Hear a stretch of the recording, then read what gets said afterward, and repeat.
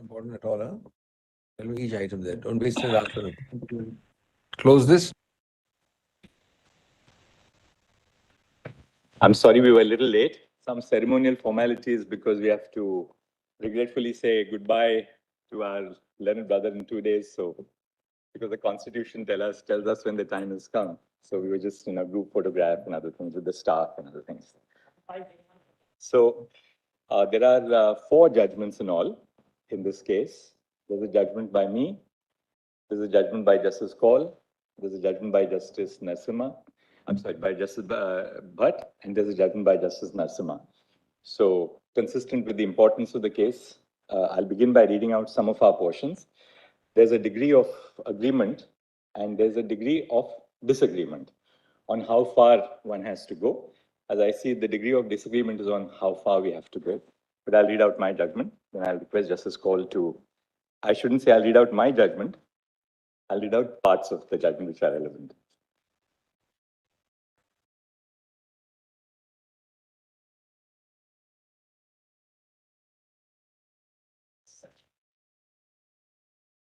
I've dealt with the issue of judicial review and separation of powers. I'll just briefly refer to some of those extracts.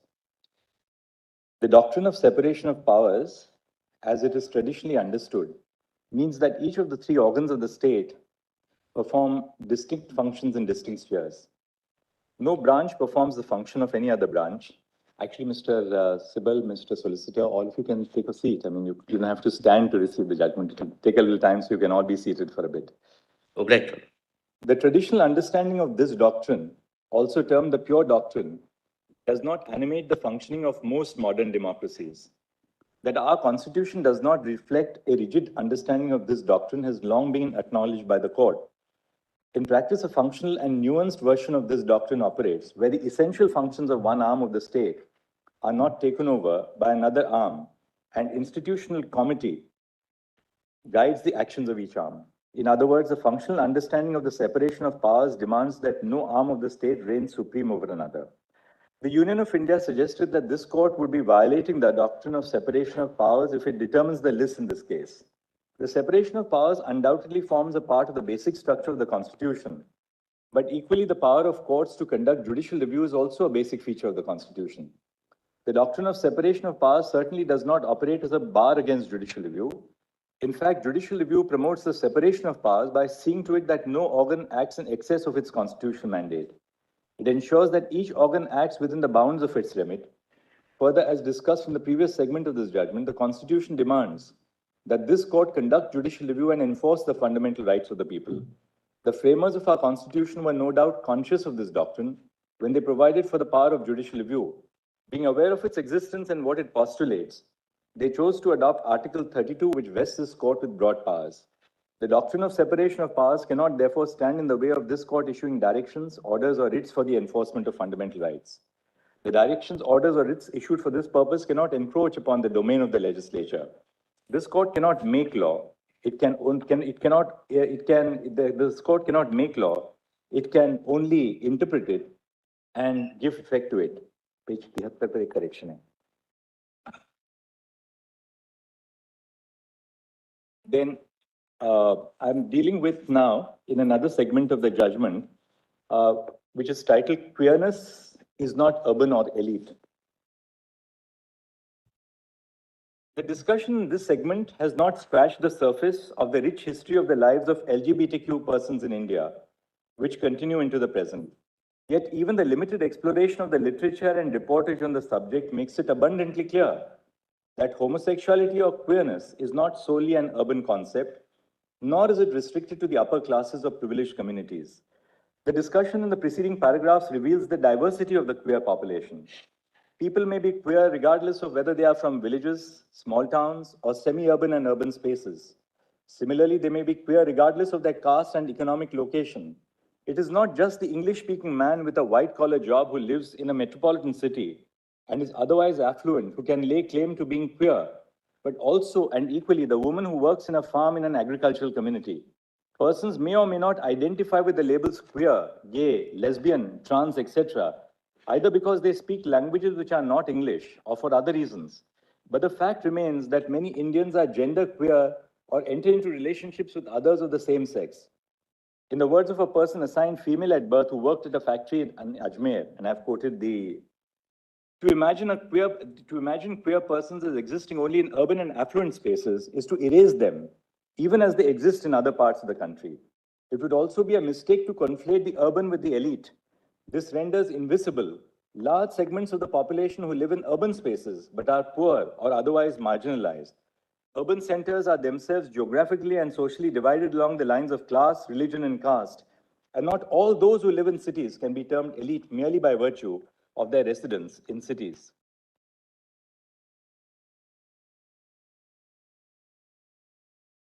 This walk through history is not an attempt by this court to take on the mantle of historians.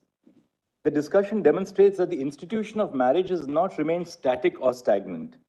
To the contrary, it is change which characterizes the institution. All social institutions transmogrify with time, and marriage is no exception. From sati and widow remarriage to child marriage and intercaste or interfaith marriages, marriage has metamorphosed.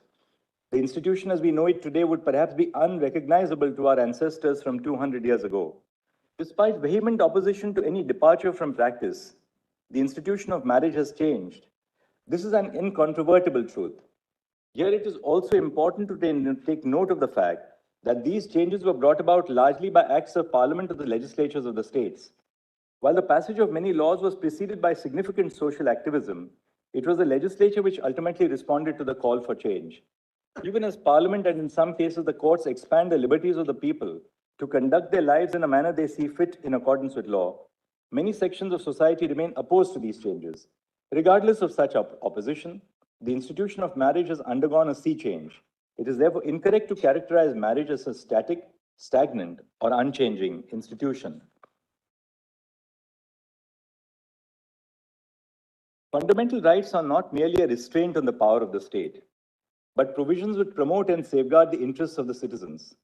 They require the state to restrain its exercise of power and create conducive conditions for the exercise of rights. If such a positive obligation is not read into the state's power, then the rights which are guaranteed by the Constitution would become a dead letter.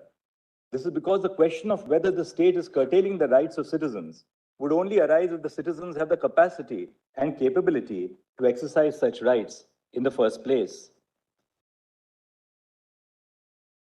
The withdrawal of the state from the domestic space leaves the disadvantaged party unprotected, since classifying certain actions as being private has different connotations for those with and without power.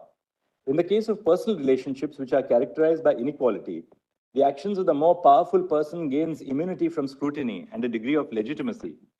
Thus, all activities in the private space dealing with intimate choices must not readily and blindly be categorized to be beyond the scope of the state's regulation.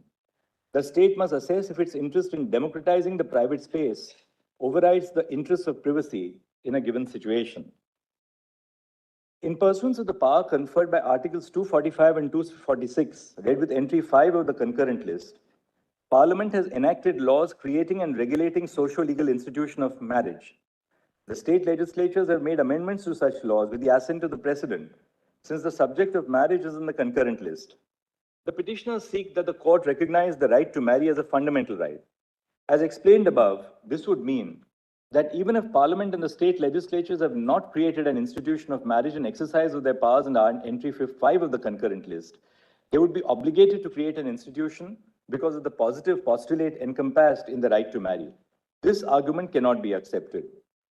As explained in the previous section, the state through the instrument of law characterizes marriage with two constituent elements, the expressive component and the material component. Marriage may not have attained the social and legal significance it currently has if the state had not regulated through law.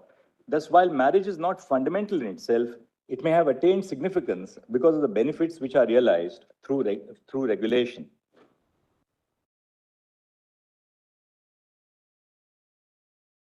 If the court finds that a provision is contrary to Part 3 of the Constitution, it shall declare that it is void, or read it down by deleting phrases, or read words in by adding or substituting phrases to save it from being declared void. If in the present batch of petitions, this court holds that Section 4 of the Special Marriage Act is unconstitutional because it is under-inclusive to the extent that it excludes, by implication, marriage between same-sex couples, the court would either strike down Section 4 of the SMA or follow the workability model submitted by the petitioners.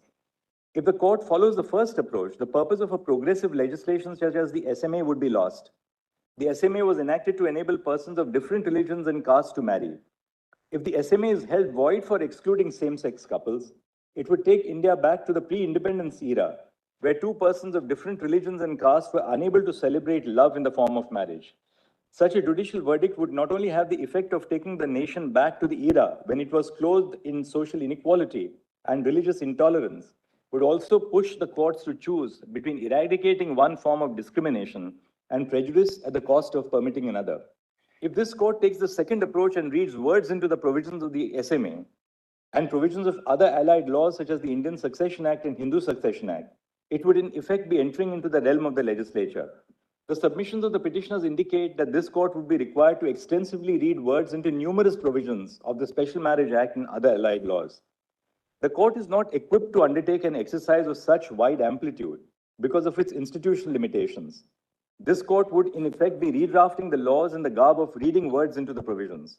It is trite law that judicial legislation is impermissible. We are conscious that the courts usually first determine whether if the law is unconstitutional and then proceed to decide on the relief. However, in this case, an exercise to determine whether the SMA is unconstitutional because of under-inclusiveness would be futile because of the limitations of this court's power to grant a remedy. Whether a change should be brought into the legislative regime of the SMA is for Parliament to determine. Parliament has access to varied sources of information and represents in itself a diversity of viewpoints in the polity. The court, in the exercise of the power of judicial review, must be careful not to tread into the legislative domain. It is clarified that this court has not adjudicated upon the validity of any laws other than the SMA, the FMA, the adoption regulations, and the CARA circular. Page 153 पे correction था.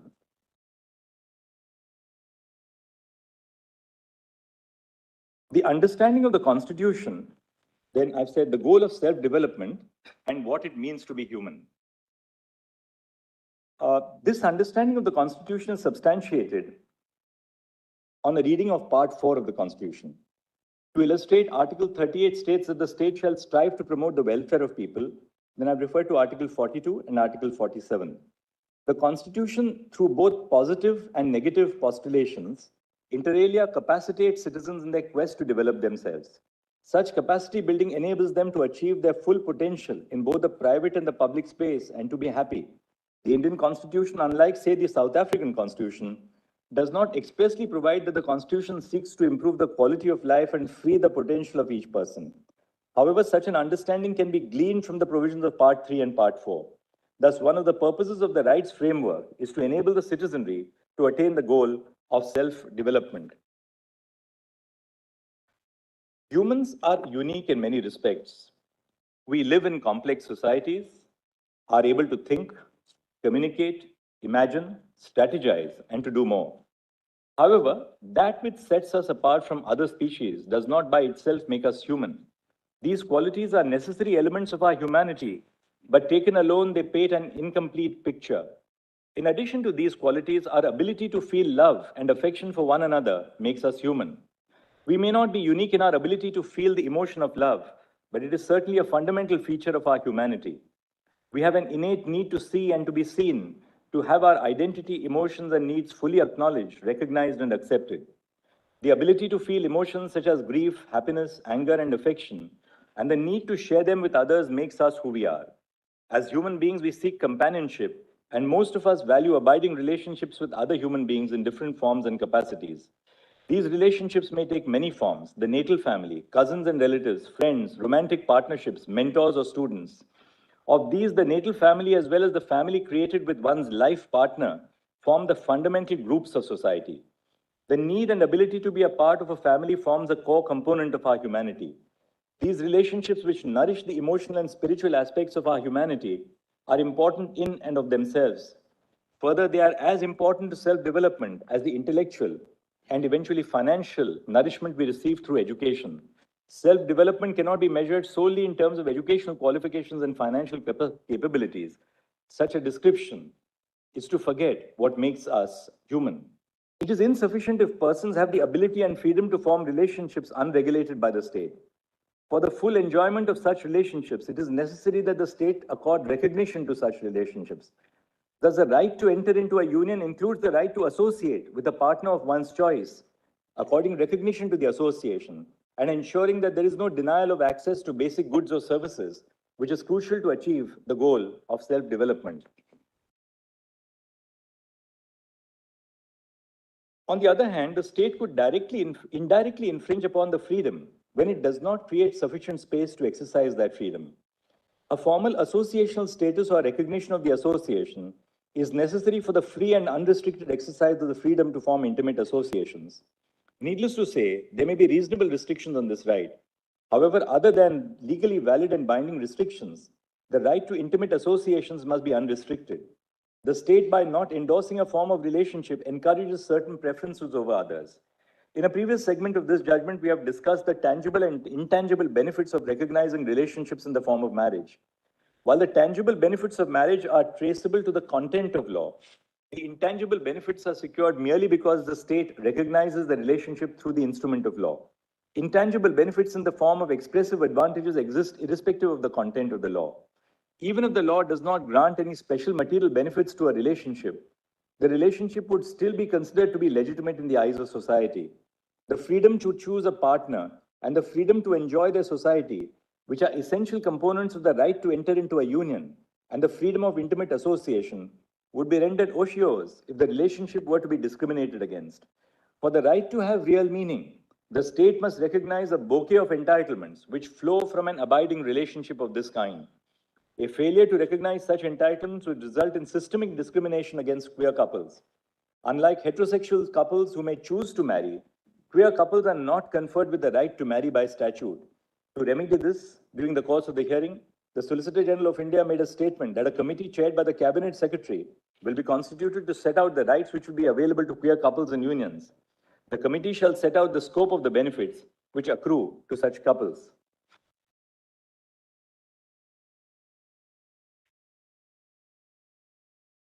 I've traced the right to form unions through a variety of provisions of the Constitution, and I'll refer to Article 19(1)(e) among other things.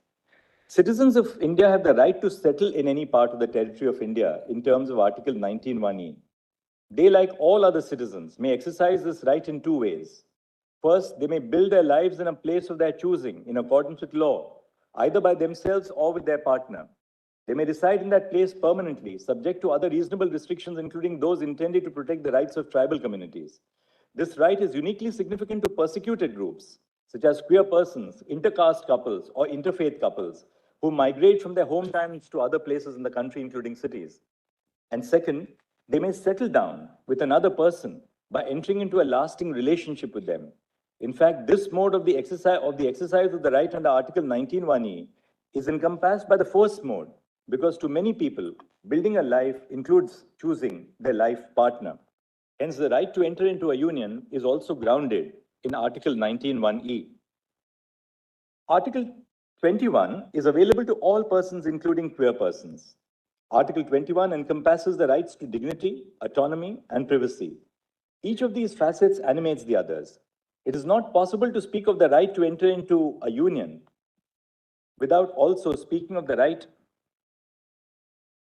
to intimacy, which emanates from these rights. Page 170 note kar do. These rights demand that each individual be free to determine the course of their life as long as their actions are not barred by law. Choosing a life partner is an integral part of determining the course of one's life. Most people consider this decision to be one of the most important decisions of their life, one which defines their very identity. Life partners live together, spend a significant amount of time with one another, merge their respective families, create a family of their own, care for each other in times of sickness, support one another, and much more. Hence, the ability to choose one's partner and to build a life together goes to the root of the right to life and liberty under Article 21. Undoubtedly, many persons choose not to have a life partner, but this is by choice and not by deprivation of their agency. The law constrains the right to choose a partner in certain situations, such as when they are within prohibited degrees of relationships or are in a consanguineous relationship. All persons, including members of the queer community, have the right to judge the moral quality of the actions in their own lives, and having judged their moral quality, have the right to act on their judgment in a manner they see fit. This attribute is, of course, not absolute and is capable of being regulated by law. In the segment of this judgment on the right to life and liberty, this court noticed that the meaning of liberty is, at its core, the ability to do what one wishes to do and be who one wishes to be in accordance with law. All persons may arrive at a decision regarding what they want to do and who they want to be by exercising their freedom of conscience. They may apply their sense of right and wrong to their lives and live as they desire in accordance with law. Some of the decisions, the moral quality of which they will judge, including the decision on who their life partner will be and the manner in which they will build their life together. Each individual is entitled to decide this for themselves in accordance with their conscience. This court has recognized that equality demands that queer persons are not discriminated against. An abiding cohabitational relationship, it includes within its fold a union of two individuals, cannot be discriminated against on the basis of sexual orientation. Material and expressive entitlements which flow from a union must be available to couples in queer unions. Any form of discrimination has a disparate impact on queer couples who, unlike heterosexual couples, cannot marry under the current regime. When Article 15 is read in a broader manner indicated above, the word sex in Article 15 takes within its meaning sexual orientation, not only because of the causal relationship between homophobia and sexism, but also because sex is used as a marker of identity. The word sex cannot be read independent of the social and historical context. Thus, sex in Article 15 includes within its fold other markers of identity which are related to sex and gender, such as sexual orientation.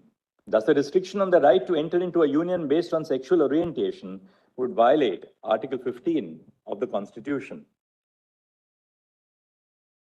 The gender of a person is not the same as their sexuality. A person is a transgender person by virtue of their gender identity. A transgender person may be heterosexual or homosexual, or of any other sexuality. If a transgender person is in a heterosexual relationship and wishes to marry their partner, and if each of them meets the other requirements set out in the applicable law, such a marriage would be recognized by the laws governing marriage. This is because one party would be the bride or the wife in the marriage, and the other party would be the bridegroom or the husband. The laws governing marriage are framed in the context of a heterosexual relationship. Since a transgender person can be in a heterosexual relationship, like a cis male or a cis female, a union between a trans woman and a trans man, or a trans woman and a man, or a trans man and a woman can be registered under the marriage laws. The transgender community consists of inter alia transgender men and transgender women. A transgender man has the right to marry a woman under the laws governing marriage in the country, including personal laws. Similarly, a transgender woman has the right to marry a man. A transgender man and a transgender woman can also marry. Intersex persons who identify as a man or a woman and seek to enter into a heterosexual marriage would also have a right to marry. Any other interpretation of the laws governing marriage would be contrary to Section 3 of the Transgender Persons Act and Article 15 of the Constitution. Now I've gone to the CARA regulations, Regulation 5.3 of the adoption regulations, and I've said that Regulation 5.3 of the adoption regulations exceeds the scope of the JJI. However, Regulation 5.3 of the adoption regulations bars unmarried partners from being prospective adoptive parents. These regulations only permit persons to adopt in an individual capacity and not jointly as an unmarried couple. Regulation 5.2 states that every person, irrespective of whether they are married or unmarried, will be able to be prospective adoptive parents. The subsequent criteria in Clause A, that is the requirement for the consent of both spouses if they are married, does not exclude an unmarried couple from adopting. It only states that if a couple is married, then the consent of both the parties shall be secured. However, Regulation 5.3 in express terms excludes unmarried couples from adopting by prescribing the condition that the couple must have been in 2 years of a stable marital relationship. Page 210. As observed in the previous paragraph, the Juvenile Justice Act does not preclude unmarried couples from adopting. Though Section 57 of the Act grants CARA the power to prescribe additional criteria, the criteria must not exceed the scope of the legislative policy. Neither the general principles guiding the JJ Act nor Section 57 in particular preclude unmarried couples from adopting a child. In fact, all the other criteria ensure the child's best interest. The Union of India has not proved that precluding unmarried couples from adopting a child, even though the same people are eligible to adopt in their individual capacity, is in the child's best interest. Thus, CARA has exceeded its authority by prescribing an additional condition by way of Regulation 5(3), which is contrary to the tenor of the Juvenile Justice Act and Section 57 in particular. The adoption regulations use marriage as a yardstick to classify couples. There is an intelligible differentia in using marriage as an indicator to classify couples in the sense that married couples can easily be distinguished from unmarried couples.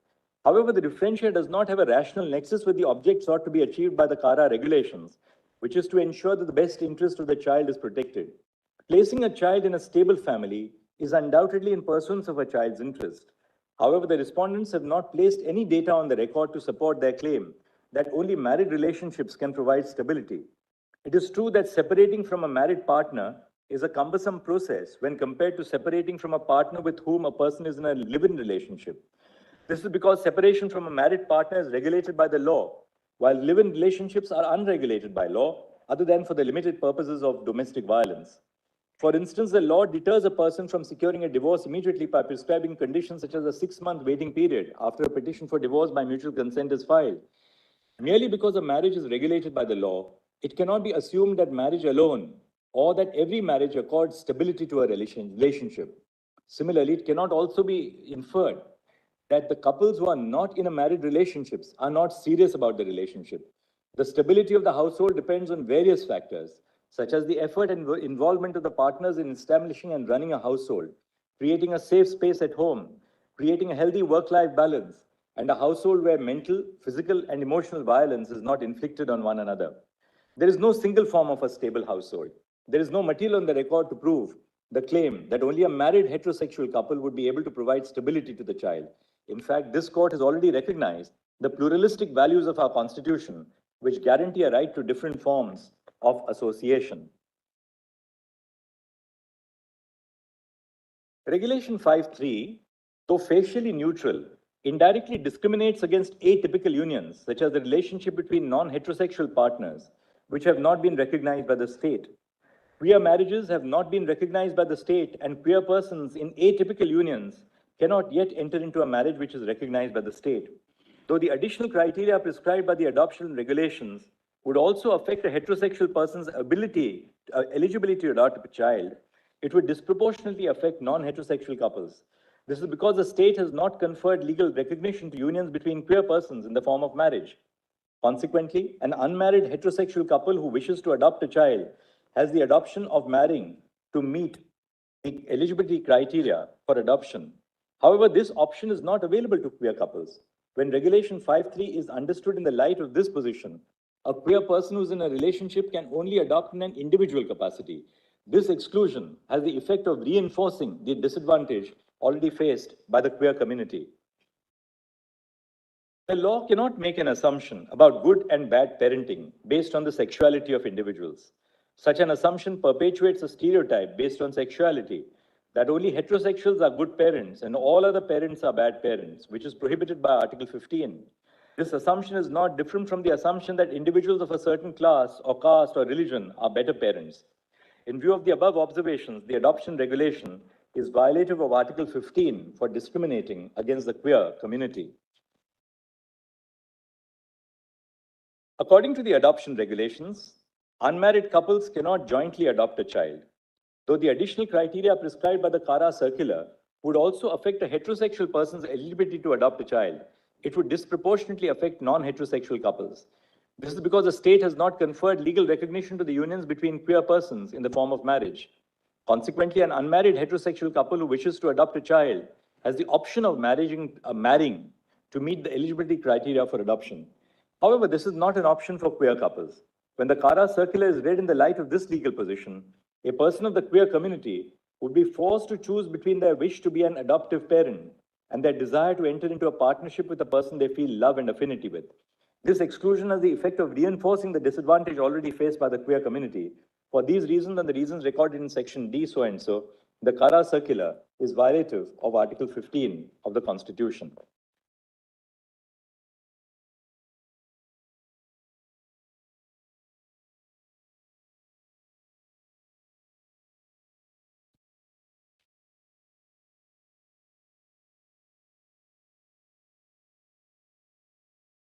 I've addressed myself to my disagreement with the scholarly judgment of my learned brother, Justice Bhatt.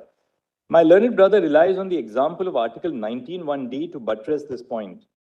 He states that in the absence of a law which casts a duty on the state to provide transportation through roads, a citizen cannot approach the court and seek the construction of a road to enforce the right to move freely.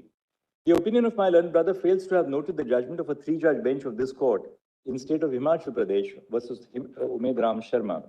I'll not read the rest of that. Contrary to what is stated in the judgment of Bhatt, the directions in my judgment do not require the state to create a social or legal status or a social institution.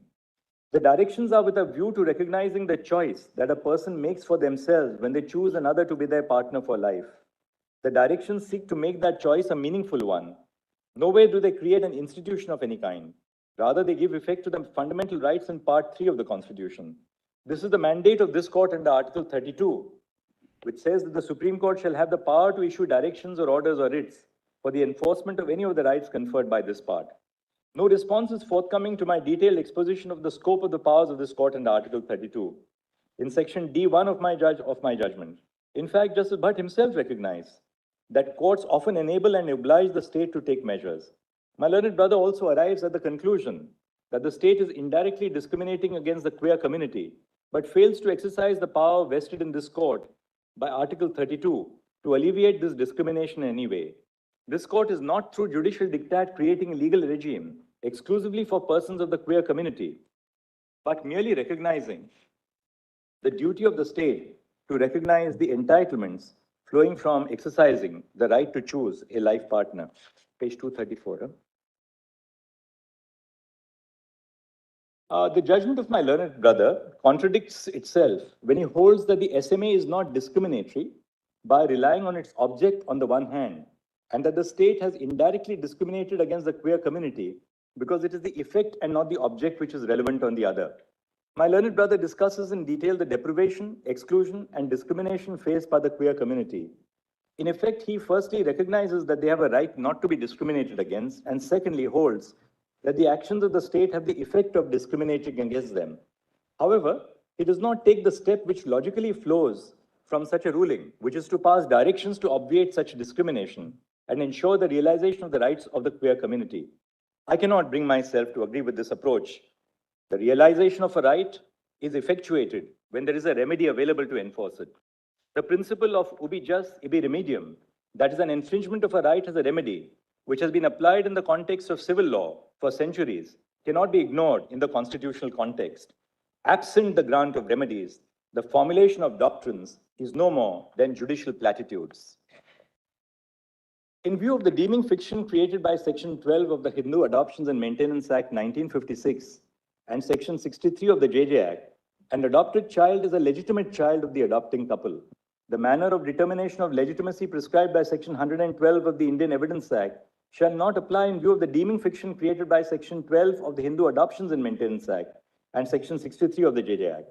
Thus, all the benefits which are available under the law to a legitimate child who has been validly adopted of a married couple will equally be available to the legitimate child of an unmarried couple. For example, Section 20 of the Hindu Adoptions Act, which provides that a Hindu is to maintain their children, does not make any distinction between a legitimate child of a married and unmarried couple. Similarly, succession law in India does not differentiate between the child of a married and unmarried couple if the child has been adopted by following the due process of law. Further, the breakdown of the relationship of an unmarried couple will not lead to a change in applicable law, because the child will continue to be a legitimate child even after the breakdown of the relationship. It is therefore unclear what the disastrous consequences referred to are. My learned brother has also failed to address whether Regulation 5.3 is discriminatory for distinguishing between married and unmarried couples for the purpose of adoption and for the disproportionate impact that it has on the members of the queer community, while simultaneously holding that the state cannot on any account make regulations that are facially or indirectly discriminatory on the ground of sexual orientation. I'll pronounce my directions. The first part of my directions are directions to obviate discrimination. Counsel for the petitioners and some counsel for the respondents advanced extensive submissions on the various forms of violence and discrimination that society and the state machinery inflict upon the queer community, and especially queer couples. This has been discussed in detail in the prefatory part of the judgment. Council sought directions to obviate such violence and discrimination. Now my directions. A. The union government, state governments, and governments of union territories are directed to 1. Ensure that the queer community is not discriminated against because of their gender identity or sexual orientation. 2. Ensure that there is no discrimination in access to goods and services to the queer community which are available to the public. 3. Take steps to sensitize the public about queer identity, including that it is natural and not a mental disorder. 4. Establish hotline numbers that the queer community can contact when they face harassment and violence in any form. 5. Establish and publicize the availability of safe houses or garima grahs in all districts to provide shelter to members of the queer community who are facing violence or discrimination. 6.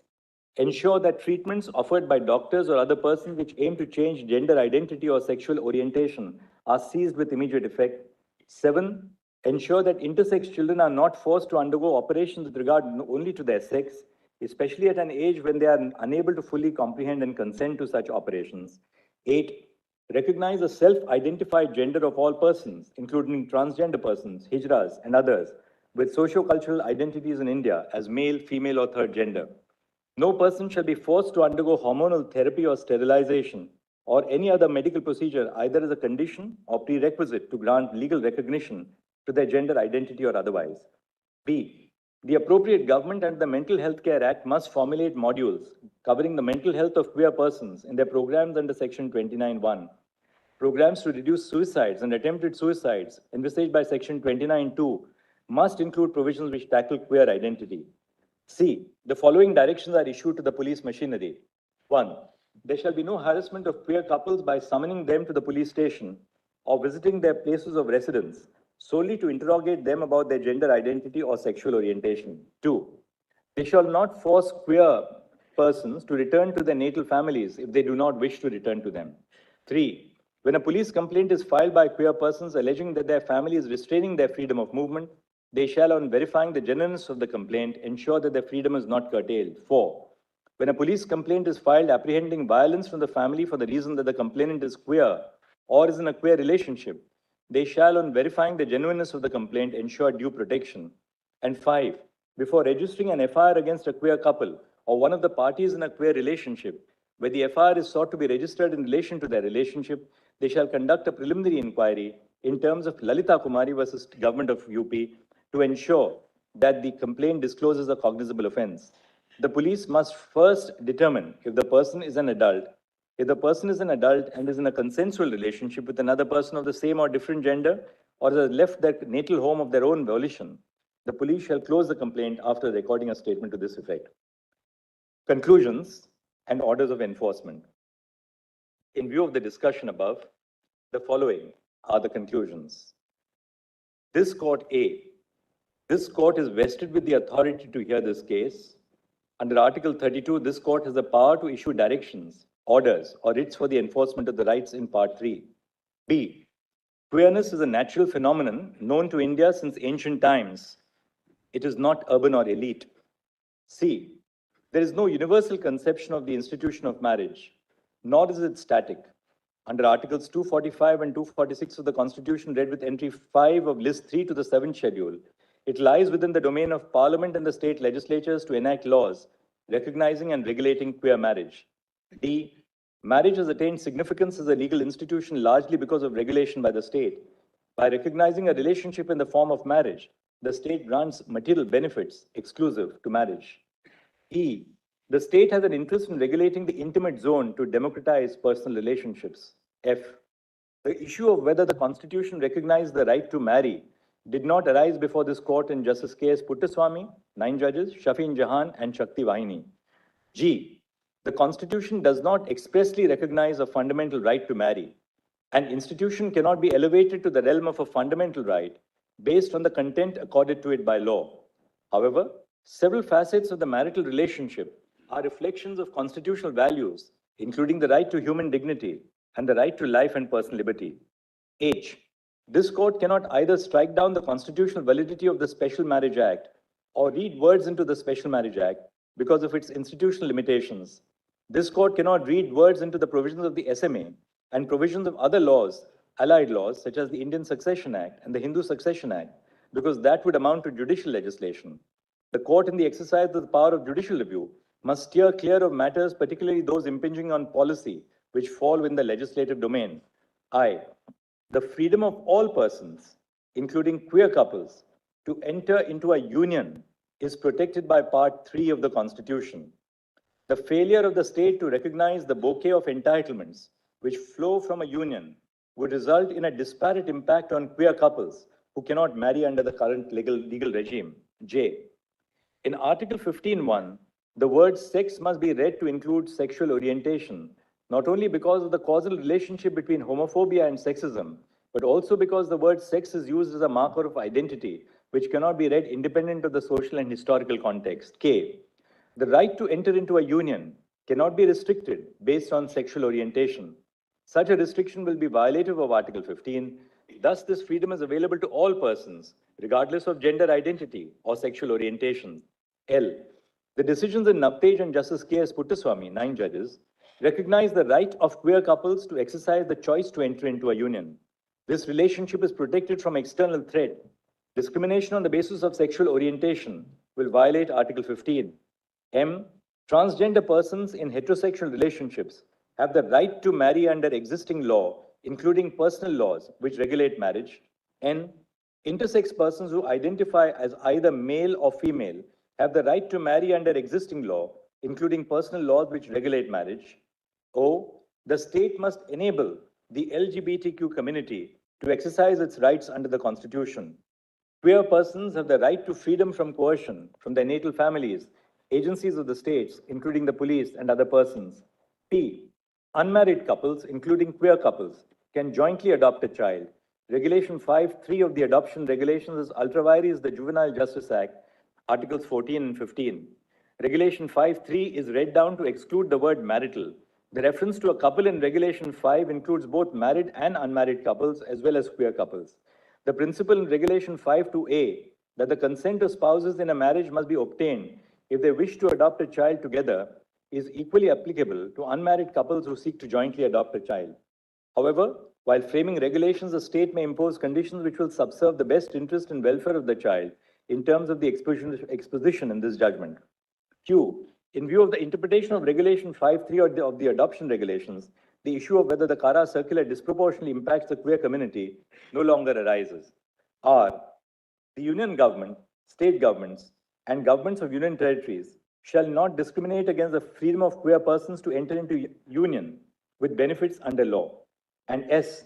We record the assurance of the Solicitor General that the union government will constitute a committee chaired by the Cabinet Secretary for the purpose of defining and elucidating the scope of the entitlements of queer couples who are in unions.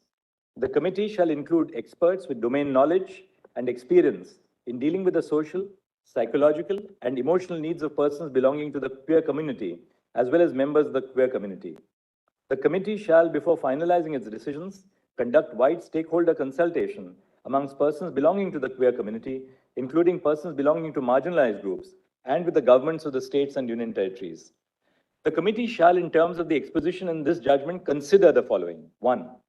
Enabling partners in a queer relationship, A, to be treated as a part of the same family for the purposes of a ration card, and B, to have the facility of a joint bank account with the option to name the partner as a nominee in case of death. 2. In terms of the decision in Common Cause versus Union of India, as modified by Common Cause versus Union of India 2, medical practitioners have a duty to consult family or next of kin or next friend in the event of patients who are terminally ill and have not executed an advance directive. Parties in a union may be considered family for this purpose. 3. Jail visitation rights and the right to access the body of the deceased partner and arrange the last rites. And 4. Legal consequences such as succession rights, maintenance, financial benefits such as under the Income Tax Act 1961, rights flowing from employment such as gratuity and family pension and insurance. The report of the committee chaired by the Cabinet Secretary shall be implemented at the administrative level by the union government and the governments of the states and the union territories.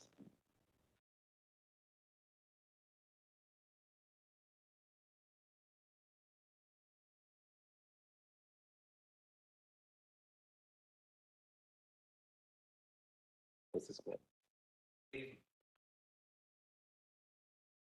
I've had the benefit of the exhaustive and erudite judgment of Chief Justice Chandrachud, which enumerates the prevalence of these relationships in history, the constitutional recognition of the rights to form union, in other words, what I categorize as civil unions, and the necessity of laying down guidelines to protect the non-heterosexual unions. In a way, this is a step forward from the decriminalization of private consensual sexual activities. However, the subject matter itself persuades me to pen down a few words while broadly agreeing with my brother's judgment. I've dealt with the historical prevalence of non-heterosexual unions.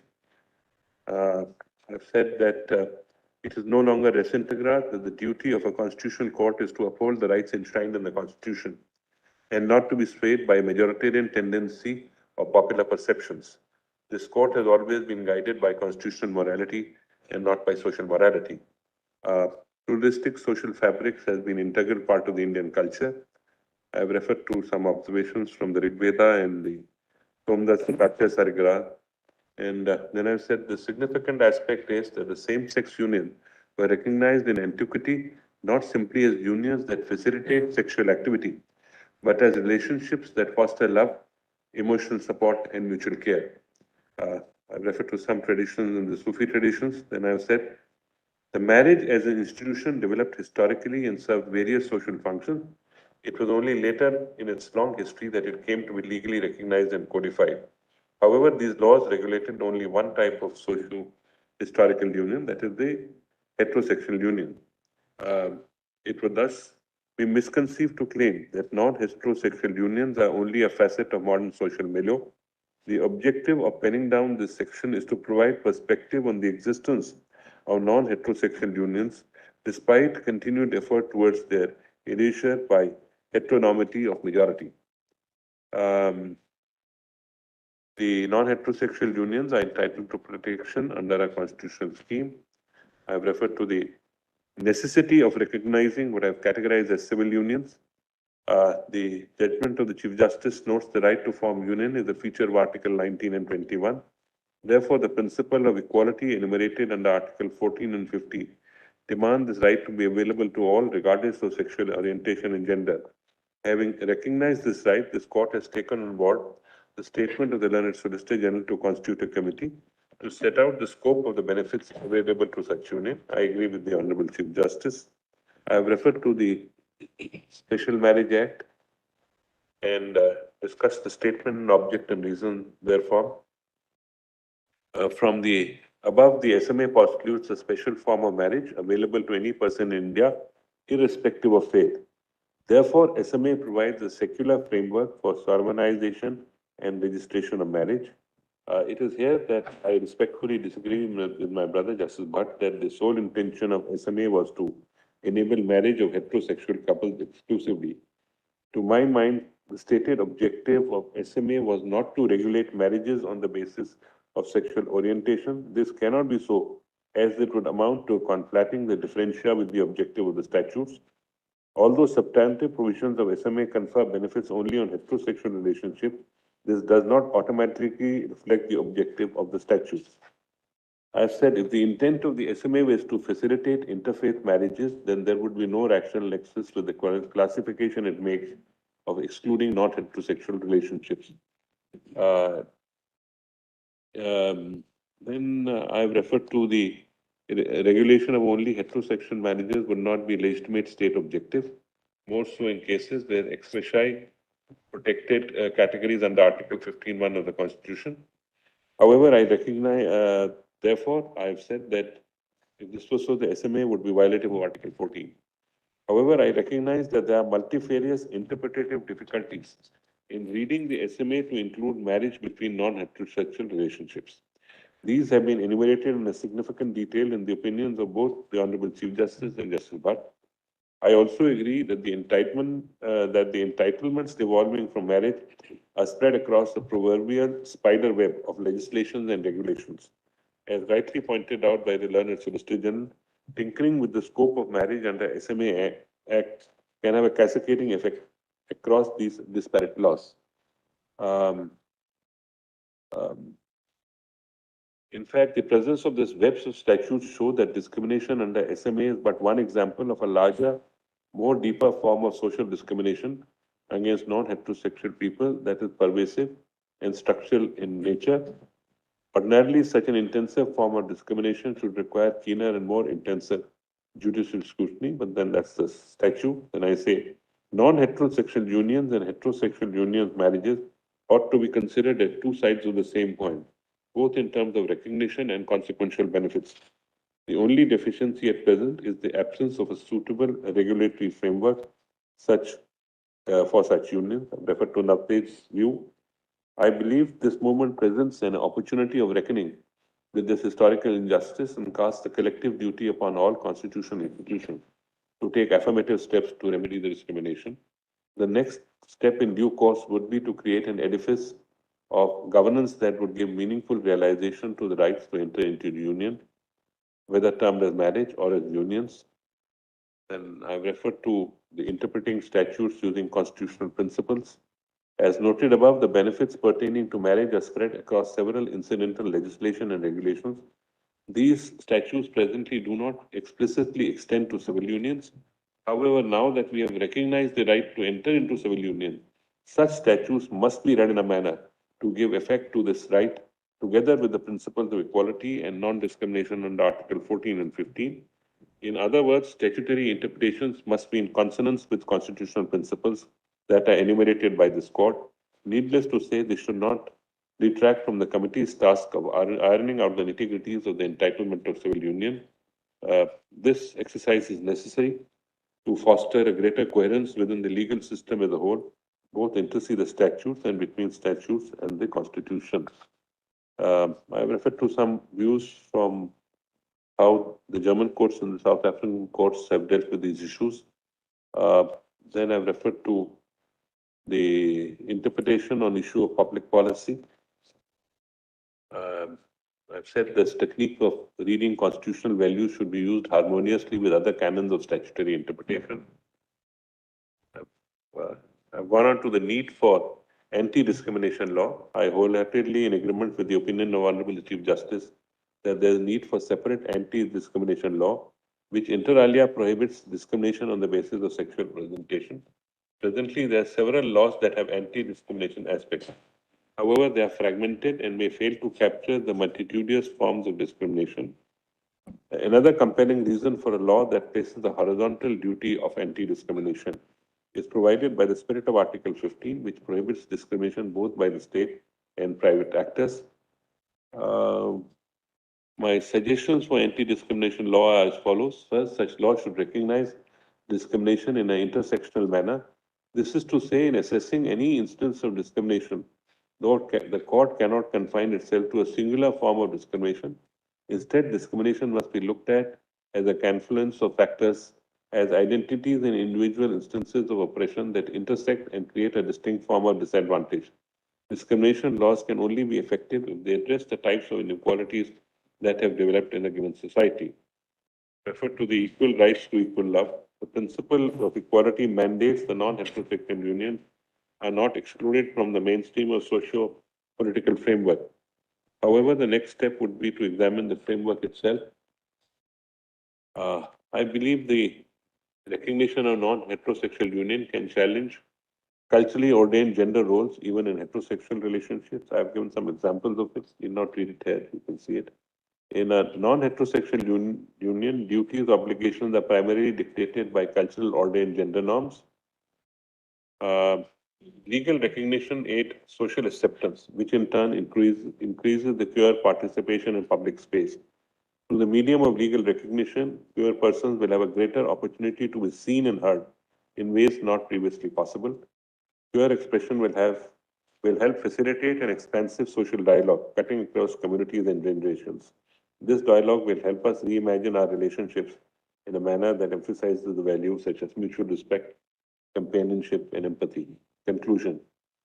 Is this end where we have arrived? The answer must be an emphatic no. Legal recognition of non-heterosexual unions represents a step towards the marriage equality. At the same time, marriage is not an end itself. Our Constitution contemplates a holistic understanding of equality, which applies to all spheres of life. The practice of equality necessitates acceptance and protection of individual choices. The capacity of non-heterosexual couples for love, commitment, and responsibility is no less worthy of regard than the heterosexual couples. Let us preserve this autonomy so long as it does not infringe on the rights of the others. After all, it is my life in the song by Bon Jovi.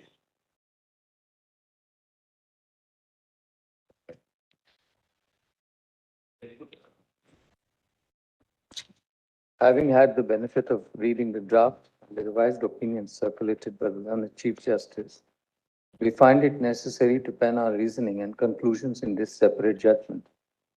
The learned Chief Justice has recorded in detail the submissions by counsel and claims made. They therefore do not require iteration. Similarly, the sections addressing the Union government's preliminary objections, that is the discussion on the court's authority to hear the case and that queerness is a natural phenomenon that is neither urban nor elite, are parts we have no hesitation in agreeing with. However, we do not agree with the conclusions arrived by the learned Chief Justice and the directions issued. We do not agree with certain premises and conclusions that he has recorded. They are, one, that there exists no fundamental.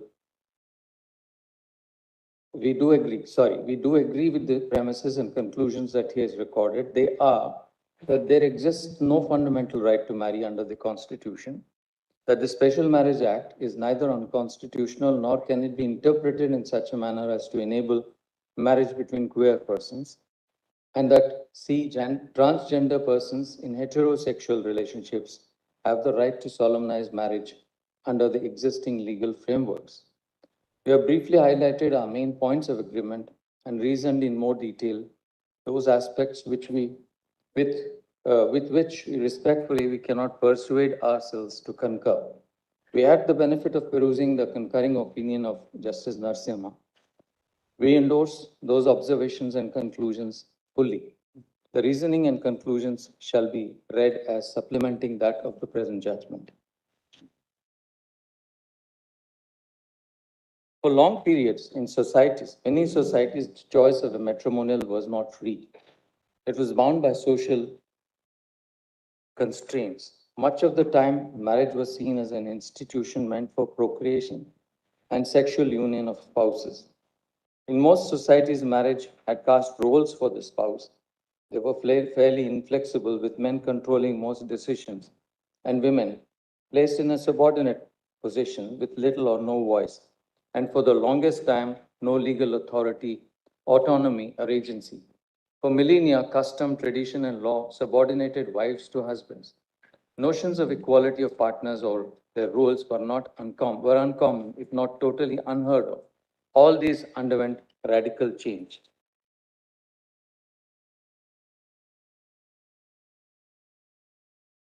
Legislative activity is aimed at bringing about gender parity through prohibiting prevailing practices that further inequality and sometimes even criminalize certain customs, resulting in legislations such as Equal Remuneration Act, the Dowry Prohibition Act, introduction of provisions in the criminal law which gave teeth to such provisions, such as Section 498, Section 113 A and B of the Evidence Act, etc. Other practices aimed at realization of social goals and furthering the mandate of Article 15(3) in respect of children, such as the right to free universal education under Article 21A, the Right to Free Education under Act 2009, the Child Labor Prohibition and Regulation Act 1986, the POCSO, what we call as POCSO, the Juvenile Justice Act, etc. In all these, the Parliament or concerned legislatures donned the role of reformers and furthered the express provisions of the Constitution, enjoining state action in furtherance of Articles 15(2), 15(3), 17, 23, and 24. Marriage has historically been a union solemnized as per customs, or personal law tracing its origin to religious texts. Legislative activity in the personal law field so far has been largely, though not wholly, to codify prevailing customs and traditions and regulating them only where needed. The instances that stand out are the enactment of the Succession Act, the Hindu Women's Right to Property Act, 1937, the Hindu Marriage Act, the Adoptions and Maintenance Act, the Hindu Succession Act, the Hindu Minority and Guardianship Act, and the Indian Divorce Act. As amended, the Muslim Personal Law Sharia Application Act and the Anand Marriage Act 1909. These laws mostly codified traditions and customs which existed and also, to an extent, regulated marriages and succession laws. They also sought to introduce reforms. For the first time, monogamy was enacted as a norm applicable to all Hindus. Likewise, the option of divorce was enacted together with grounds on which other remedies such as judicial separation and maintenance could be sought. Further, the minimum age of marriage was also enacted through provisions in various personal laws and enforced through the Prohibition of Child Marriage Act.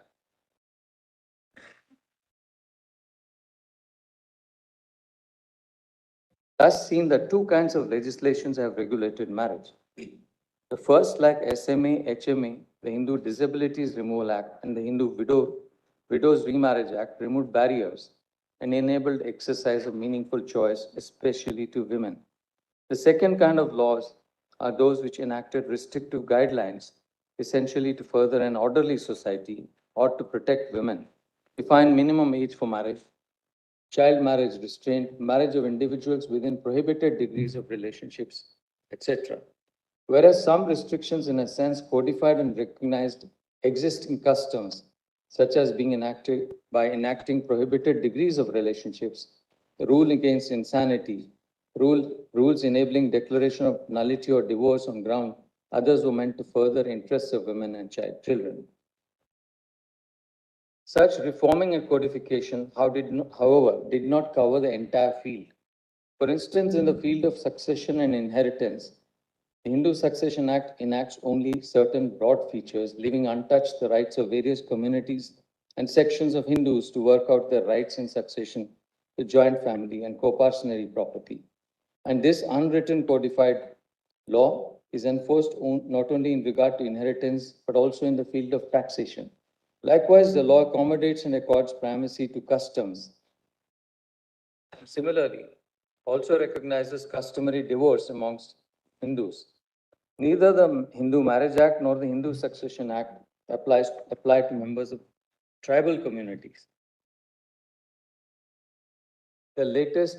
In fact, in the latest 3-judgment decision in Revana Siddhappa versus Mallikarjuna, this court clarified that with the enactment of Section 16 of HMA, the legitimacy conferred upon children born of void or voidable marriages would be that they're entitled only to a share in their parents' property, but cannot claim it of their own right, as a consequence of which they cannot seek partition during the lifetime of their parents. The court also held that they cannot claim any rights other than what was expressly provided for. Thus, uncodified law and custom was upheld. The role of the legislature has been to act as a codifier and in many instances not enact or codify existing customs or practices, and wherever necessary intervene in furtherance of Articles 14 and 15(3) to enact laws. Parliament has intervened and facilitated creation of social status, this is marriage through SMA, and enabled the creation of the institution of adoption, which was available amongst only certain communities.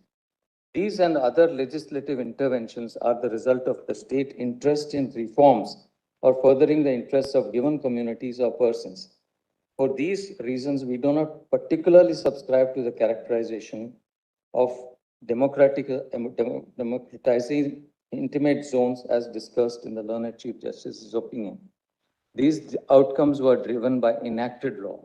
Furthermore, there was state interest which impelled regulation of such relationships, as for instance, ensuring that minimum marriage age for girls. Likewise, there is state interest in regulating what kind of relationships, that is prohibited degrees of relationship, should be enacted as disqualifications to marriage.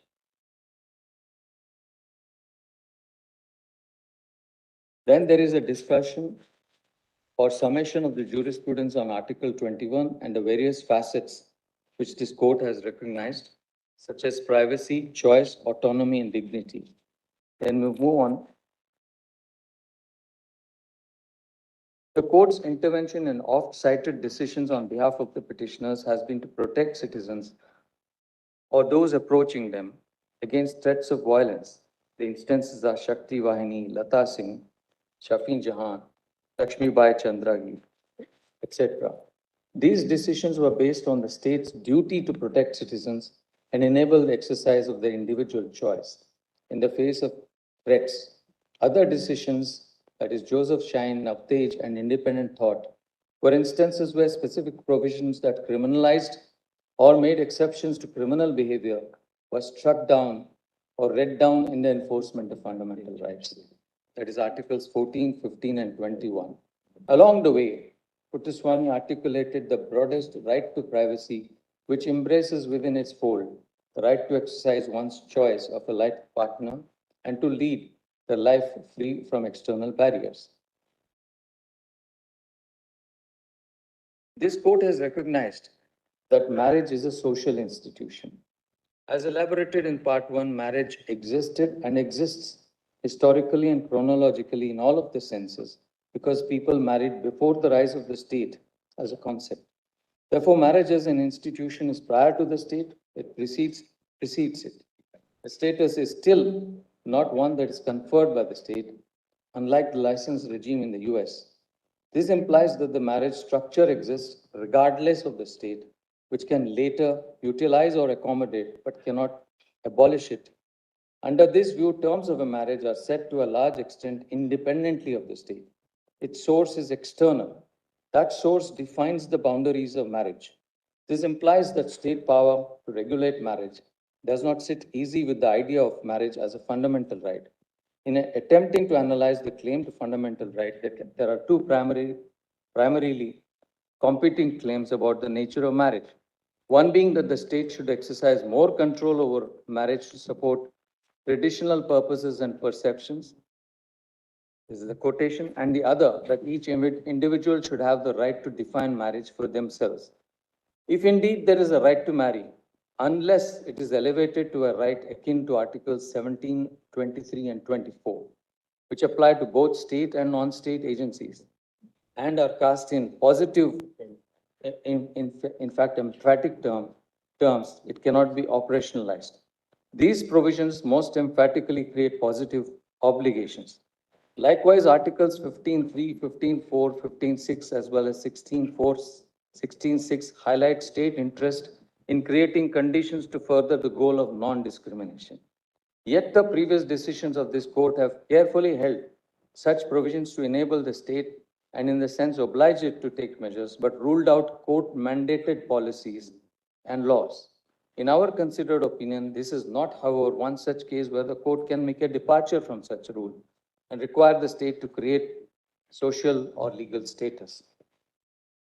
What is being asked for by the petitioners is state intervention in enabling marriage between queer or non-heterosexual couples. Civil marriage or recognition of any such relationship with such status cannot exist in the absence of a statute. The demand, hence, is that of a right of access to a publicly created and administered institution.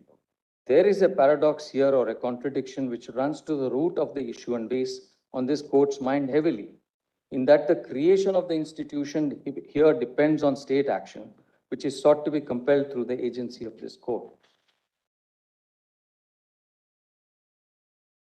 All decisions relied upon Puttaswamy, Navtej, Shakti Vahini, and Deepika contain broad observations with respect to individuals' choice of their partners and also a reference to non-conventional relationships. Some observations are undoubtedly to be found in these judgments that cannot be referenced to hold that a right to marry automatically flows from the manner of the provisions of Part 3 which the petitioners assert. There cannot, for the above reasons, be a per se assertion that there exists an unqualified right to marry, which requires treatment as a fundamental freedom. We agree on this conclusion arrived at by the learned Chief Justice and his analysis of all these cases, that the Constitution does not expressly recognize a right to marry.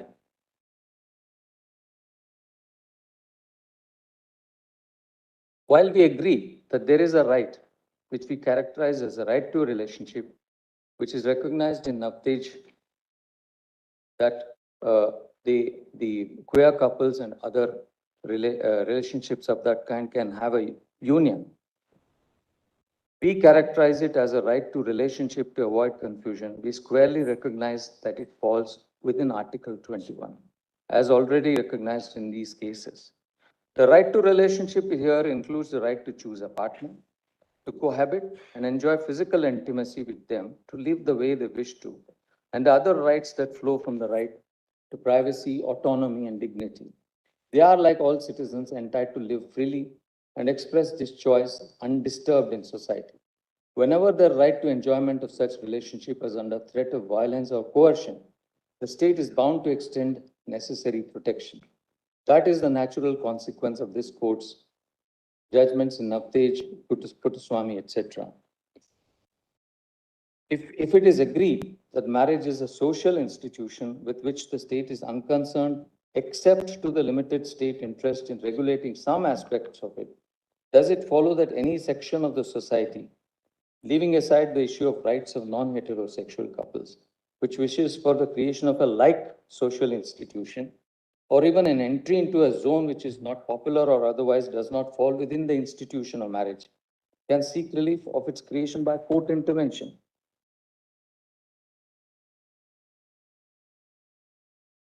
In the draft circulated by the learned Chief Justice, the reasoning that there is no fundamental right to marry and thereafter, nevertheless, to proceed to delineate the facets of features which unions other than marriage are deprived of, where it's a closer look. The summation of various rights which such couple is said to be deprived of is used to delineate the contours of the right to enter into a union and justify a positive obligation. There cannot be any doubt that individuals have the choice of their life partners and the right to live the lives they wish to, undisturbed. This is the essence of what this jurisprudence of this court has been. That is, explanation of the right to life and other rights enumerated or discovered by the interpretive process, privacy, choice, dignity, etc.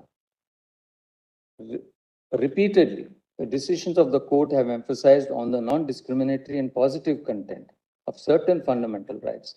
In fact, the court has underlined the obligations of the state to create conditions conducive to the exercise of the right to equality and to realize fraternity. Refer to the decisions in Thomas and Indira Sani, which expanded the understanding of substantive equality, though without making enabling provisions enforceable by the court.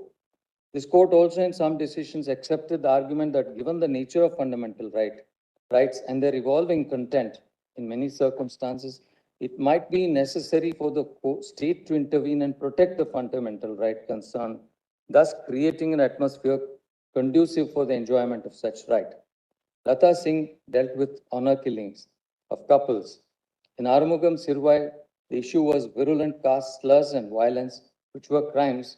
The court required administrative and police officials to take strong measures to prevent them. In Shakti Wahini, Shakti Wahini dealt with threats by Khap Panchayats, and the court held that the state is duty bound to protect fundamental rights, and an inherent aspect of Article 21 of the Constitution would be the freedom of choice. The court issued directions. The judgment of the learned Chief Justice propounded a theory of a unified thread of rights, entitlements flowing from it, and how lack of recognition results in deprivation of the specified rights under Articles 19 and 25, in addition to Article 21. To the extent that assertion of sexual or gender identity in exercise of free speech, association, to express manifestations in whatever form are concerned, one cannot join issue.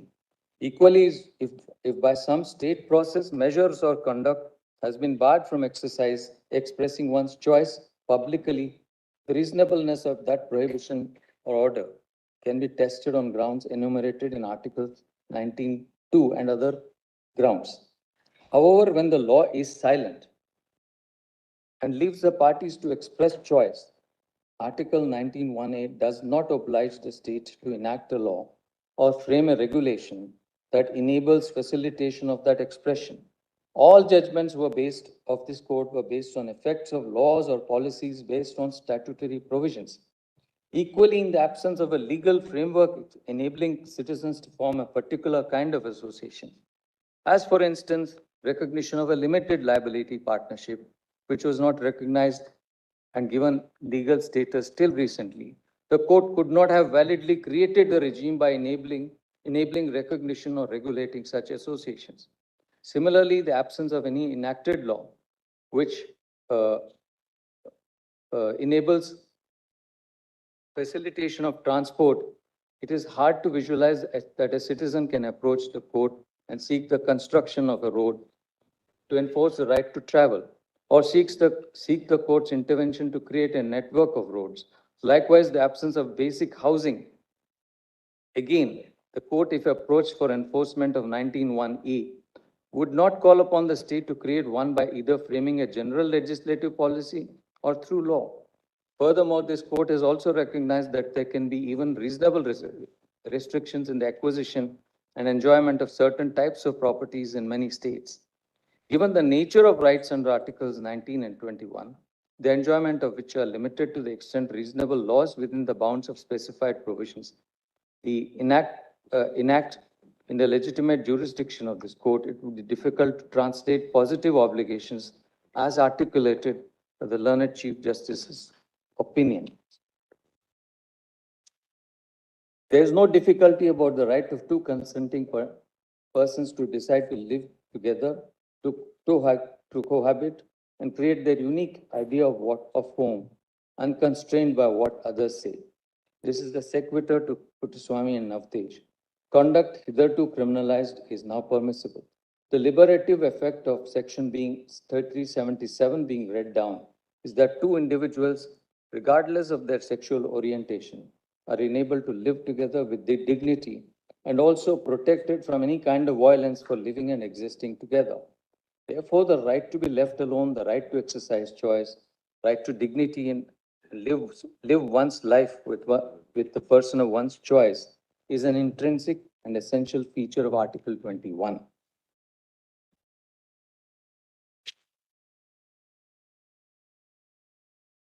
Even if we want to, for argument's sake, recognize an entitlement under the Constitution to enter into an abiding cohabitational relationship or union, in our opinion, it cannot follow to a claim for an institution. There are almost intractable difficulties in creating, through judicial orders or diktat, a civil right to marry or a civil union, no less of the kind that is sought by the petitioners. Ordering a social institution or rearranging existing social structures by creating an entirely new kind of parallel framework for queer couples would require conception of an entirely different code, a new universe of rights and obligations. This will entail fashioning a regime of state registration of marriage between queer couples, the conditions for a valid and matrimonial relationship amongst them, spelling out eligibility conditions such as minimum age, relationships which fall within prohibited degrees, grounds for divorce, right to maintenance, alimony, etc. The learned chief, as a result, with due respect, we are unable to agree with the conclusions of the learned Chief Justice with respect to tracing the right to enter into or form unions from the right of freedom of speech and expression, the right to form associations, along with right any other corresponding positive obligation. It is reiterated that all queer couples have the right to relationship and choice of partner, right of cohabitation as an integral part of choice linked to their privacy and dignity. Any further discussion on the rights which consenting partners may exercise is unnecessary. No one has contested that two queer couples have the rights enumerated under Articles 19(1)(a), C, and D, or even the right to conscience under Article 25. The elaboration of these rights to say that the exercise of choice to such relationships renders these meaningful, and that the state is obligated to recognize a bouquet of entitlements which flow from such abiding relationship of this kind is not called for.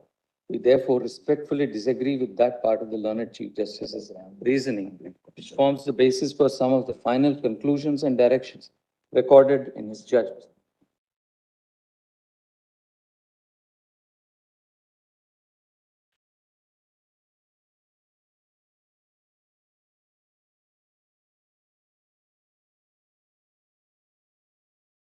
agree with the conclusions of the learned Chief Justice with respect to the inapplicability of the SMA. And we also add certain observations.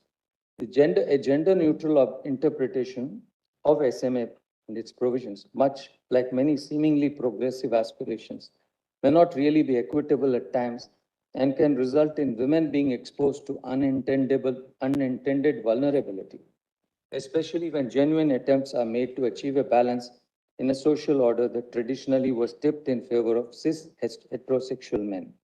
The purpose of the terms like wife, husband, man, and women in marriage is to protect a socially marginalized demographic of individuals. For instance, women facing violence by their partner have a right to recourse under the Domestic Violence Act, which assures and is meant to assure that the victims are safeguarded and provided relief. In fact, provisions of SMA for alimony maintenance confer rights to women. Likewise, certain grounds of divorce, conviction of husband for bigamy, rape, etc., entitle the wife additional grounds.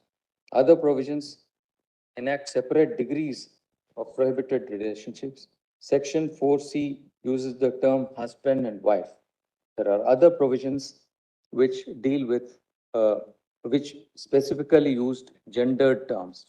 The general pattern of these provisions, including the specific provisions enabling or entitling women certain benefits and the effect of sections 19 to 21A, is that even if for argument's sake, it were accepted that section 4 could be read in gender neutral terms, the interplay of other provisions which could apply to such queer couples in such cases would lead to anomalous results, rendering the SMA unworkable.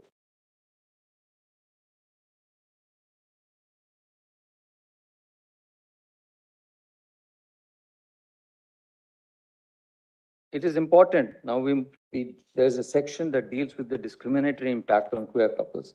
It is important to recognize that while the state ipso facto may have no role in the choice of two free-willed individuals to marry, it's characterizing marriage for various collateral and intersectional purposes, such as permanent and binding legal relationships, recognized as such between heterosexual couples only, and no other impacts queer couples adversely. The intention of the state in framing the regulations or laws is to confer benefits to families or individuals who are married. This has the result of adversely impacting the queer couples. By recognizing heterosexual couples union and cohabitation as marriages in various laws and regulations, as in employment or nominations in pension, provident fund, gratuity, life and personal accident insurance policies, for credit, particularly joint loans to both spouses, based on their total earning capacity, for purposes of receiving compensation in the event of fatal accidents, to name a few, and not providing for non-heterosexual couples results in their exclusion. The individual earned benefits by each partner or both collectively, which would be available to family members, such as employee state insurance benefits in the event of injury of an earning partner, provident fund, compensation, medical benefits, etc., are examples of what the injured or deceased partner, by dint of her or his work, became entitled to, or the members of her family became entitled to. The denial of these and inability of the earning partner in a queer relationship, therefore, has an adverse discriminatory impact. The state may not intend the discrimination or exclusion in the conferment of such benefits or social welfare measure. Yet the framework of these policies expressed in favor of those matrimonial relationships results in denial of entitlements despite the professional abilities and contributions which the individual might make to society. The objective of many of these laws or schemes is to confer or provide entitlements based on individual earning and contribution. For example, Provident Fund is payable due to the employee's personal contribution and status as employee. Similarly, objective entitlement of benefits of employees' state insurance, etc., flow from individual status, work, and effort. Major part of these benefits, or all of them, flow in the event of certain eventualities such as fatal accident or death. The design of these statutes and schemes is to enable both the concerned subscriber or the employee to receive them, or in an unforeseen event such as death, for his dependents to receive them. The restrictive way in which dependent or nominee excludes their enjoyment to the intended beneficiary. Addressing all these aspects and concerns means considering a range of policy choices and involving multiplicity of legislative architecture governing the regulations guided by diverse interests and concerns, many of them possibly coalescing. On 3rd of May 2023, during the course of the hearing, the learned Solicitor General, upon instructions, had expressed the Union's position that a high-powered committee headed by the Union Cabinet Secretary would be formed to undertake a comprehensive examination to consider such impacts and make suitable recommendations in that regard. So we proceed to agree with the learned Chief Justice's conclusions with regard to the right of transgender persons in heterosexual relations to marry under existing laws. On the issue of adoption, we express our disagreement and voice our concerns in the following manner.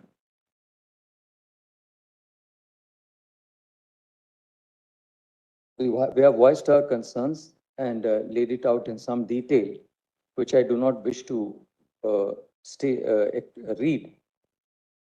This is not to say that unmarried couples, whether queer or heterosexuals, are not capable or suitable to be adoptive parents. However, once the law permits, as it has done, adoption by both single individuals, the likelihood of their joining and cohabiting cannot be ruled out. In such event, de facto family unit can and does come about. The underlying assumption in the law as exists is that such unmarried, heterosexual or queer couples should not adopt. It needs to be closely examined. Similarly, the needs of such couples to have and raise a family in every sense of the term has to be accommodated within the framework of the law.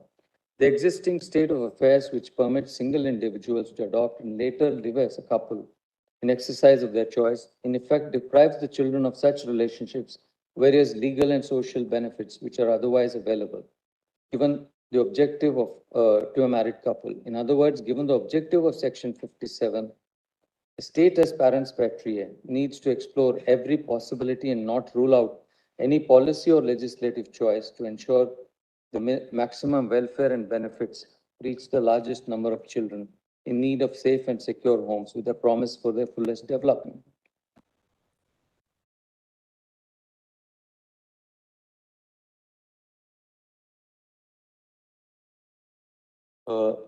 Response to the learned Chief Justice's comments on our draft, which I propose to read, part of which I propose to read.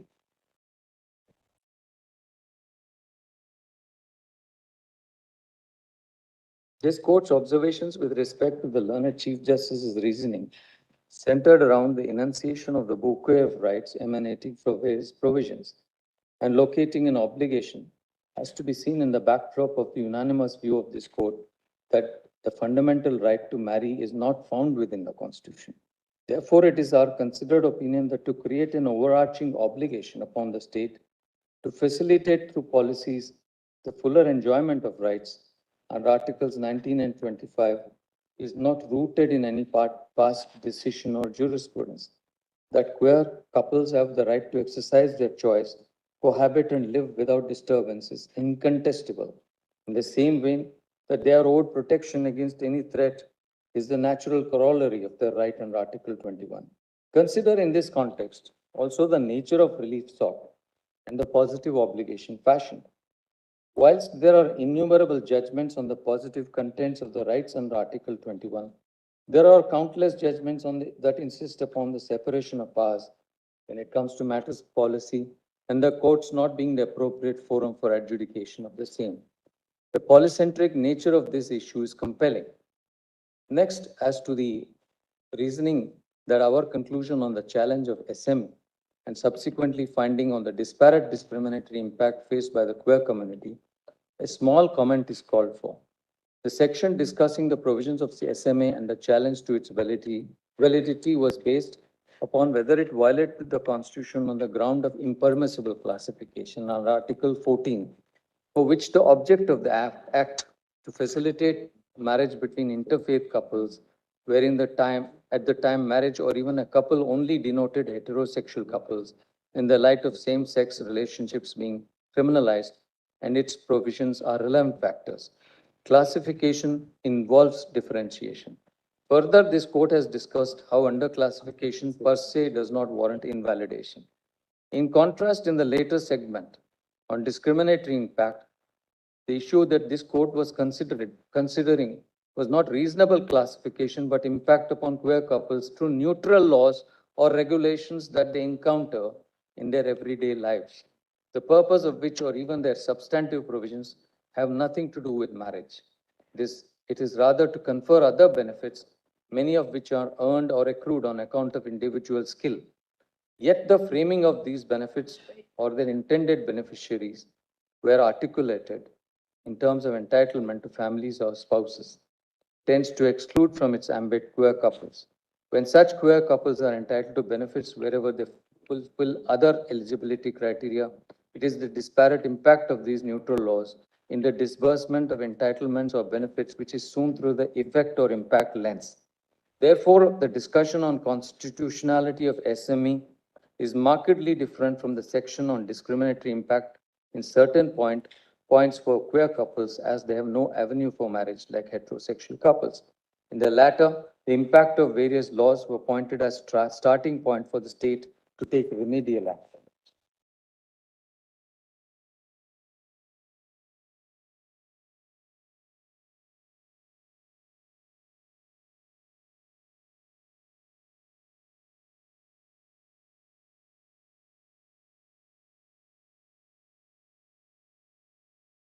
Be sorely mistaken if we presume what the queer community in all its diversity seeks and lays it out as a formaic framework. Many may welcome civil unions as a pragmatic first step, while some may find it yet to be another inequitable solution to the feeling of exclusion that persists in society against this community, and one which simply repackages the stigmatization felt. Many may desire marriage as understood in the traditional sense to escape their societal realities, a form of financial and social emancipation from opposing natal families, or diametrically opposite, to assimilate and gain more social acceptance. Yet others may, as a result of their experience, reject altogether the institution of marriage and all the social obligations and associations that come with it, but still want protection of their rights. Certainly, what the former group may want does not hamper or hinder the latter in any manner, for it is a choice that they seek. That the state should facilitate this choice for those who wish to exercise it is an outcome that the community may agree upon. Yet the modalities of how it should play out, what it will entail, are facets that the state, here the legislature and the executive, needs to exercise its powers in furtherance of. Now, whether this will happen through a proactive action of the state or as a result of sustained public mobilization is a reality that will play out in India's democratic stage, and something only time can tell. The state may choose from a number of policy outcomes. They may make all marriage and family related laws gender neutral, or may create a separate SMA-like statute in gender neutral terms to give the queer community an avenue for marriage. They may pass an act creating civil unions or a domestic partnership, among the many other alternatives. Another consequence may be that rather than the union, the state legislature takes actions or enacts law. What is, however, certain is that in question of such polycentric nature, whether social or political, the court must exercise restraint and defer to the wisdom of the other branches of the state, which can undertake wide-scale public consultation, consensus building, and reflect the will of the people and be in their best interest. If as a result of this, a law is enacted that undermines or violates the constitutionally protected rights of an individual, no matter how minuscule, their right to seek redressal from this court is guaranteed. That the petitioners seek what many of us may deem to be normal or accepted next step in the life upon attaining certain age, a certain age and perhaps take for granted is not lost on us.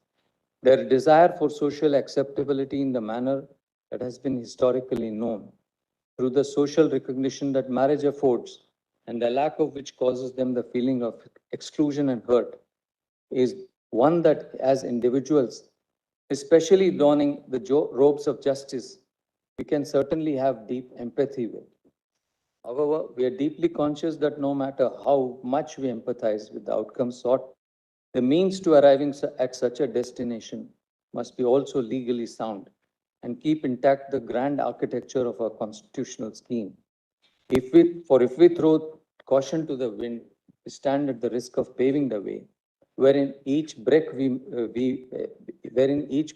feel justified to untold consequences that we could not have contemplated. While molding relief as a code, we must be cognizant that despite being empowered to see the capabilities of the law in its grand and majestic formulation, we must not be led aground because we are blinded by its glow. Now I pass on to read the conclusions and the final directions that we have summarized. The court hereby summarizes its conclusions and directions as follows. There is no unqualified right to marriage except that recognized by statute, including the space left by custom. 2, an entitlement to legal recognition of the right to union, akin to marriage or civil union, or conferring legal status upon the parties to the relationship can be only through enacted law. A sequitur of this is that the court cannot enjoin or direct the creation of such regulatory framework, resulting in legal status. The finding in 1 and 2 should not be read as to preclude queer persons from celebrating their commitment to each other or relationship in whichever way they wish within the social realm. 4. Previous judgments of this court have established that queer couples have a right to union or relationship, be it mental, emotional, or sexual, flowing from the right to privacy, right to choice, and autonomy. This does not, however, extend the right to claim a legal entitlement to any legal status for the said union or relationship. The challenge to SMA on the ground of underclassification is not made out. Equality and non-discrimination are basic foundational rights. The indirect discriminatory impacts on relations in relation to earned or compensatory benefits or social welfare entitlements to which marital status is a relevant eligibility criteria for queer couples who exercise choice to form relationships have to be suitably addressed and removed by the state. These measures need to be taken with expedition because inaction will result in injustice and unfairness with regard to enjoyment of these benefits available to all citizens who are entitled and covered by such laws. As held earlier, this court cannot, within the judicial framework, engage in this complex task. The state has to study the impact of these policies and entitlements. Consistent with the statement before this court during the course of the proceeding, the union shall set up a high-powered committee chaired by the Cabinet Secretary to undertake a comprehensive examination of all relevant factors, especially including those outlined above. In the conduct of such exercise, the concerned representatives of all stakeholders and the views of all states and union territories shall be taken into account. The discussion on discriminatory impacts is in the context of effects of the existing regimes on the queer couples. When a heterosexual couple's right to live together is not contested, the logic of the discriminatory impact faced by queer couples cohabiting together would definitionally, however, not apply to them. Transgender persons in heterosexual relationships have the freedom to and entitlement to marry. Regulation 5.3 of CARA regulations cannot be held void. At the same time, the court is of the opinion that CARA and the central government should appropriately consider the realities of de facto families where single individuals are permitted to adopt and thereafter start living in a non-matrimonial relationship. In an unforeseen eventuality, the adopted child in question could face exclusion from the benefits otherwise available to adopted children of married couples. This aspect needs further consideration for which the court is not the appropriate forum. Furthermore, the state shall ensure, consistent with the previous judgments of this court, that the choice exercised by the queer and LGBTQ couples to cohabit is not interfered with and they do not face any threat of violence or coercion. All necessary steps and measures in this regard shall be taken. The respondent shall take suitable steps also to ensure that queer couples and transgender couples are not subjected to any involuntary medical or surgical treatment. The above directions are in relation to transgender persons are to be read as part of and not in any manner whittling down the directions in NALSA, supra, so far as they apply to transgender persons. The directions are disposed of in the above terms.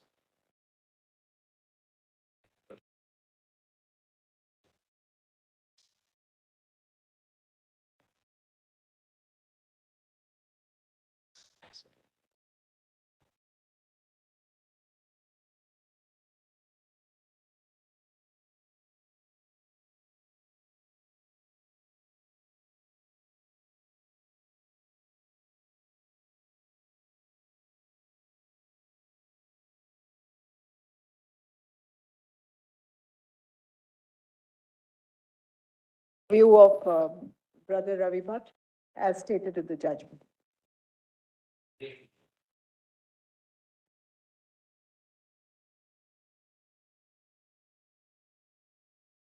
I am conscious of the ordeals that arise from multiplicity of judicial opinions in cases involving constitutional questions. Yet I consider it worthwhile to pen the present opinion given the significant nature of the questions involved. Polyvocality in the exercise of adjudicatory function may not necessarily be viewed with discomfort if complemented with judicial discipline. It is truly reflective of diversity of judicial thought. At the very outset, I have given my conclusions while agreeing with the opinion of Justice Bhatt. I will read the conclusions. The question of marriage equality of same-sex LGBTQ couples did not arise for consideration in any of the previous decisions of this court, including the decision in Navtej Nalsa. Consequently, there cannot be a binding precedent on this court. The reasons for arriving this conclusion are articulated in detail with Justice Bhatt.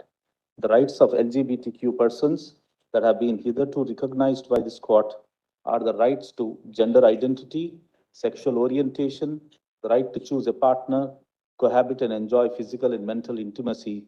In the exercise of these rights, they have full freedom from physical threat and from coercive action, and the state is bound to afford them full protection of law in cases these rights are in peril. Third, there is no unqualified right to marriage guaranteed by the Constitution that qualifies it as fundamental right. I have given my detailed opinion. In one paragraph, I would read that. In my considered opinion, the institutional space of marriage is conditioned and occupied synchronously by legislative interventions, customary practices, and religious beliefs. The extant legislative accommodation of customary and religious practices is not gratuitous and to some extent conditioned by the right to religion and right to culture, constitutionally sanctified in Article 25 and 29 of the Constitution. This synchronously occupied institutional space of marriage is a product of our social and constitutional realities, and therefore, in my opinion, compared to judicial perspectives, offer little assistance.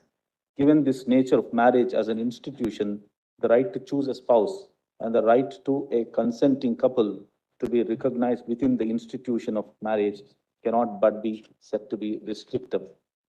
Coming back to the conclusion, right to marriage is a statutory right, and to the extent it is demonstrable, a right flowing from a legally enforceable customary practice. In the exercise of such rights, statutory or customary, the state is bound to extend the protection of law to individuals so that they can exercise their choices without fear and coercion. This, in my opinion, is the real import in the decision in Safin Jahan and Shakti Vahani. The constitutional challenge to Special Marriage Act 1954 and Foreign Marriage Act must fail for the reason indicated in the opinion of Justice Bhatt. Similarly, Justice Bhatt also rightly finds the semantic impossibilities of gender-neutral constructions of the Special Marriage Act and Foreign Marriage Act. On both E and F of his opinion, Justice Bhatt has exhaustively as to the reasons that they need not now be supplemented. I find no right to civil union or an abiding cohabitational relationship conferring a legally enforceable status cannot be situated within Part 3 of the Constitution. On this count, I too agree with Justice Bhatt, but I have supplemented it, in my opinion, having considered that there exists no unqualified right to marry. In the ordinary course, no occasion would have arisen for any further deliberation. However, as the learned Chief Justice in his opinion has arrived at a conclusion that there exists a constitutional right to a union or an abiding cohabitational relationship, it is necessary for me to express my opinion on this newfound construction. The learned Chief Justice locates components of the right to union or an abiding cohabitational relationship under Articles 19(1)(a), C, E, 21 and 25 of the Constitution. In my opinion, it would not be constitutionally permissible to identify a right to a union or an abiding cohabitational relationship mirroring the institution of marriage. The learned Chief Justice identifies tangibles and intangible benefits, that is, bouquet of entitlements that arise from state recognition and regulation of marriages.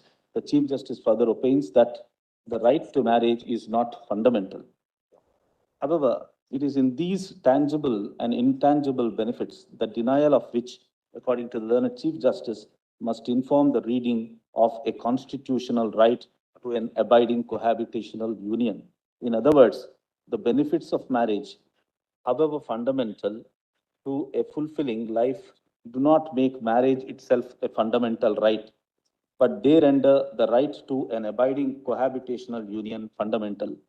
I find it difficult to reconcile these two principles.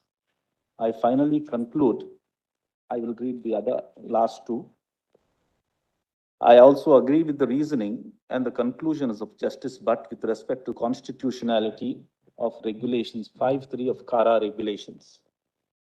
I have concluded with what I strongly feel. I am not oblivious to the concerns of LGBTQ partners with respect to denial of access to certain benefits and privileges that are otherwise available only to married couple.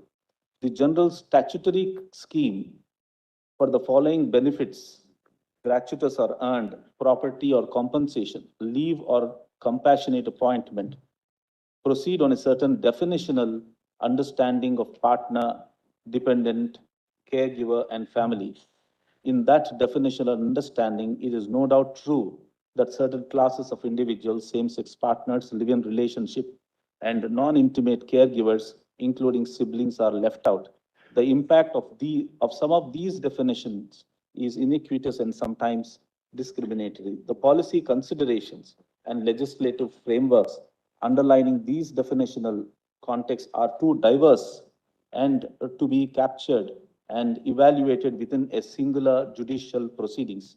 I am of the firm belief that a review of the impact of the legislative framework on the flow of such benefits requires a deliberative and consultative exercise, which exercise the legislature and executive are constitutionally suited and tasked to undertake.